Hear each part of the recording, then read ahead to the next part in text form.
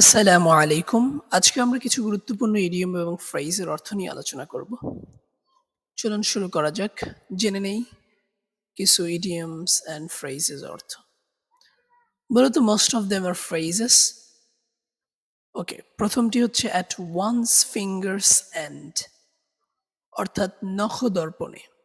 অর্থাৎ কোনো কিছু আপনার যদি পরিপূর্ণ আয়ত্তে থাকে তখন এটাকে বলে অ্যাট ওয়ান্স ফিঙ্গার্স এন্ড বা নখদর্পণে। এরপর রয়েছে অ্যাপল অফ ওয়ান্স আই, নয়নের মণি, খুবই প্রিয়। অ্যাপল অফ ওয়ান্স আই, নয়নের মণি। তারপর রয়েছে ব্লো হট অ্যান্ড কোল্ড, এক মুখে দুই কথা বলা। একই সাথে hot and cold. Okay, blow hot and cold, এক মুখে দুই কথা বলা। তৃতীয় হচ্ছে বিয়ার এ রেজেম্ব্যালেন্স, অর্থাৎ দেখতে একই রকম লাগা, সেটাকে বলে বিয়ার এ রেজেম্ব্যালেন্স। তারপর রয়েছে ইজিয়ার সেইড দ্যান ডান, বলা সহজ করা কঠিন। Easier said than done.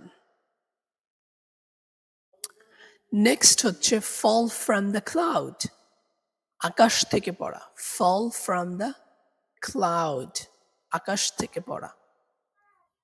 তারপর হচ্ছে গিভ বার্থ টু, অর্থাৎ জন্ম দেওয়া। গিভ বার্থ টু, জন্ম দেয়া। গো অ্যাস্ট্রে, অর্থাৎ বিপথে যাওয়া। গো অ্যাস্ট্রে, বিপথে যাওয়া। তারপর হচ্ছে লোভস অ্যান্ড ফিশেস, ব্যক্তি স্বার্থ। লোভস অ্যান্ড ফিশেস, অর্থাৎ ব্যক্তি স্বার্থ। This is one of the common thing that এইটা মাইন্ড ওয়ান্স ওন বিজনেস, নিজের চরকায় তেল দেওয়া। মাইন্ড ওয়ান্স ওন বিজনেস, নিজের চরকায় তেল দেওয়া। তারপর রয়েছে কাম ট্রু, সত্য প্রমাণিত হওয়া। কাম ট্রু, সত্য প্রমাণিত হওয়া। কাম ট্রু, সত্য প্রমাণিত হওয়া। Next one is cope with, পেরে ওঠা। কোপ উইথ, পেরে ওঠা।